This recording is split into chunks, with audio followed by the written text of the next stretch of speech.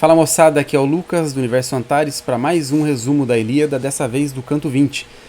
O canto 19 terminou com Aquiles se preparando para a batalha e o cavalo dele dizendo para ele não se preocupar, que ele não ia morrer por enquanto, né? Se você não viu isso, veja aí o nosso vídeo sobre o canto 19. E para quem estava ansioso esperando o Aquiles entrar lá para quebrar tudo, bom, será que vai rolar agora? Vamos ver, né? Bora lá então. Canto 20. O canto 20 começa com os aqueus e troianos já preparadíssimos para brigar, mas aí o Zeus convoca uma assembleia e dessa vez não é só com aqueles deuses que a gente está acostumado, é com todo o panteão grego, né? Um monte de deus aparece lá. Na verdade parece que dos convocados só um não foi, que é o Oceano, e o primeiro deles que se manifesta é o Poseidon, questionando o motivo da reunião, né? O Zeus responde que ele ia ficar só assistindo a guerra, mas ele estava reunindo todo mundo ali para retirar aquela proibição dele de interferência, justamente porque agora ele queria, na verdade, que os mortais fossem ajudados pelos deuses. Ele até explica o motivo. É porque o Aquiles é tão violento, tão poderoso, isso o Zeus explicando, né? Que se ele simplesmente entrar na batalha sem nenhuma interferência dos deuses, só ele contra os troianos, ninguém vai parar o cara. Ele vai matar todo mundo ali, e especialmente porque ele estava naquele momento muito irado dele, né? Então eles têm que interferir. Então a ideia qual que era?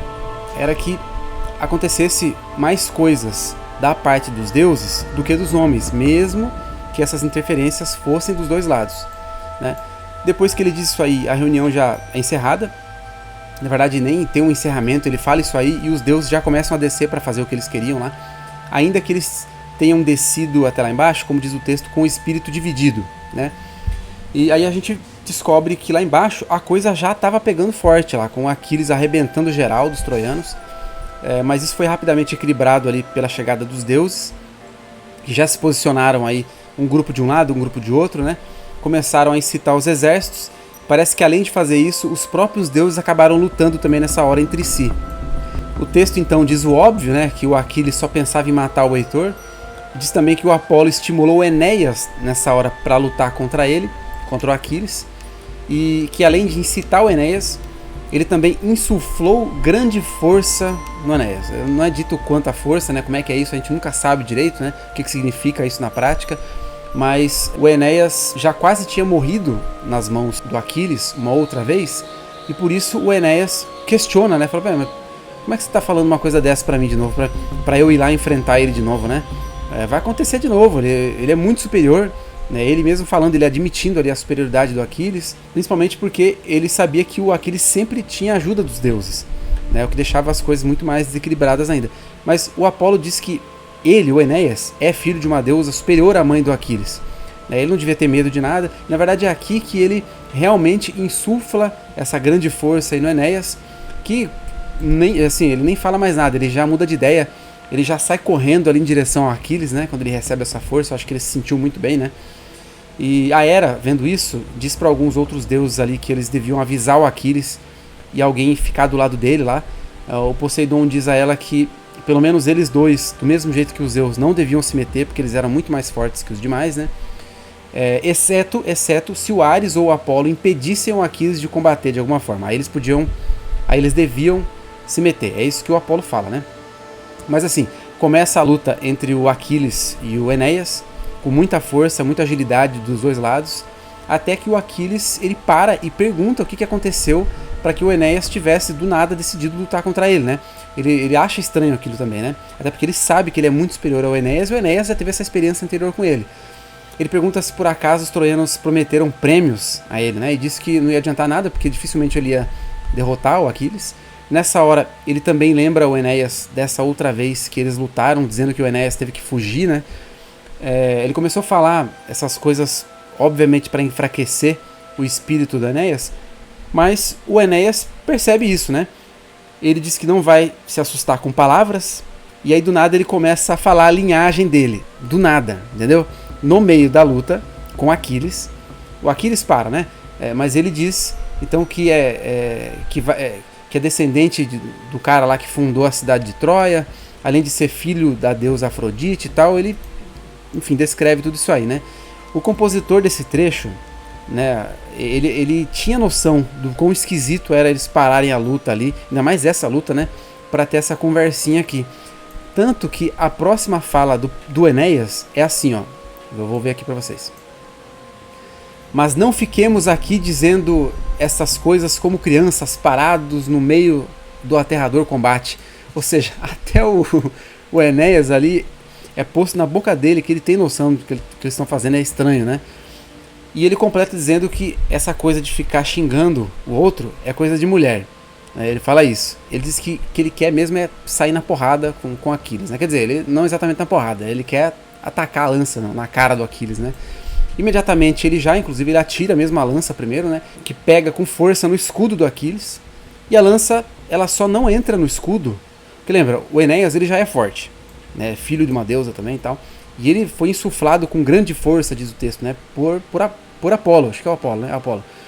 Então ele está muito forte, mas a lança não entra no escudo porque o escudo do Aquiles, lembra?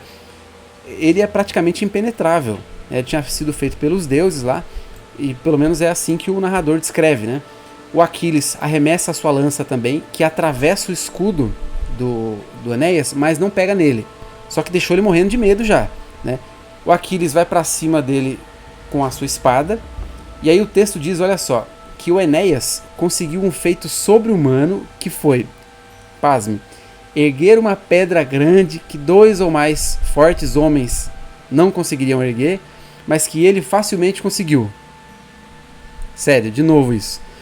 Mas enfim, o texto diz que se ele tivesse arremessado essa pedra como ele queria, né, em seguida o Aquiles já ia matá-lo, o que só não acontece porque o Poseidon chega ali do nada também, salva o Enéas, né, eles estavam assistindo tudo isso lá, né, desde que a Hera chamou a atenção.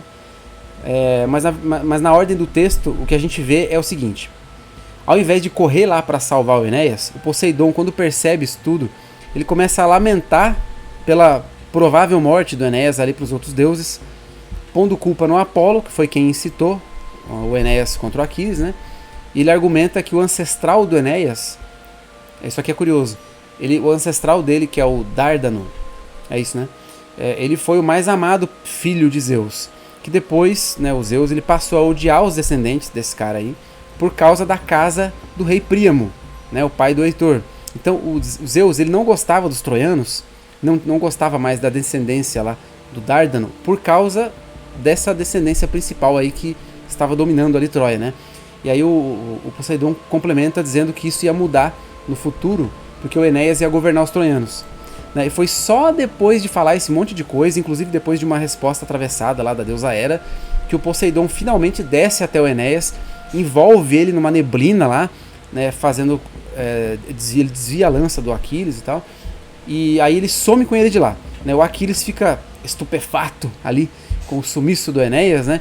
Diz até que ele não acreditava que os deuses gostavam tanto dele assim, né? Ele salta então para dentro da batalha, abandona isso aí e continua lá matando os troianos. Ele também dá um brado aos aqueus que façam o melhor que eles puderem, porque ele sozinho ia demorar demais para matar tanta gente, né? O texto descreve isso de uma forma um pouco dramática ali. E o Heitor ouve isso de longe, né? Ele diz para os troianos não ficarem com medo, porque só com palavras, como estava fazendo o Aquiles, até ele conseguiria fazer o que quisesse, né? Ele combateria até os deuses, né? Ou seja, é o famoso falar é fácil, né? E ele diz que eles não deviam ter tanto medo também, porque ele mesmo já estava indo lá para enfrentar o Aquiles, né? Naquela muvuca toda. Só que aí o Apolo chega ali no pé do ouvidinho dele e fala: meu amigo, você não vai lá. Heitor, você não vai fazer isso. Deixa o Aquiles lá, né? E o Aquiles meio que obedece facinho, né? Ele desiste dessa ideia aí. Por que será, né? E a batalha vai seguindo com o Aquiles matando um monte de gente até matar o Polidoro, eu acho que é o irmão do Heitor. Né? Lembrando que o Príamo tem 19 filhos, né? 19 filhos. E aí esse Polidoro morre. Quando o Heitor fica sabendo da morte, ele já quer de novo enfrentar o Aquiles, e ele deixa mesmo de lado lá o conselho do Apolo, e ele vai enfrentar o Aquiles, né? O Aquiles fica felizaço de finalmente encontrar com o Heitor cara a cara, porque agora ele vai poder finalmente vingar a morte do Patroclo, né? E a luta começa com Apolo protegendo o Heitor de um lado, né? E do outro lado a Atena protegendo o Aquiles. Só que, olha só, a proteção dessas divindades é tão grande, tão precisa, tão eficiente, que na verdade acaba só atrapalhando a luta, porque ninguém consegue acertar nada. O Aquiles não consegue acertar o Heitor e vice-versa. E o Aquiles acaba na hora assim, suspeitando que é isso que está acontecendo. Né? Fala, essa luta aqui não vai adiantar nada. Né? Ficar fazendo isso aqui não vai dar em nada. Então o Aquiles se retira de lá, falando um monte de coisa pro Heitor, enquanto ele já sai ali pelo povo matando outros troianos, né? Ainda falando que vai se vingar do Patroclo. Né? E é assim que o canto 20 termina. Desse jeito meio esquisito aqui, né? Meio broxante até eu diria, né?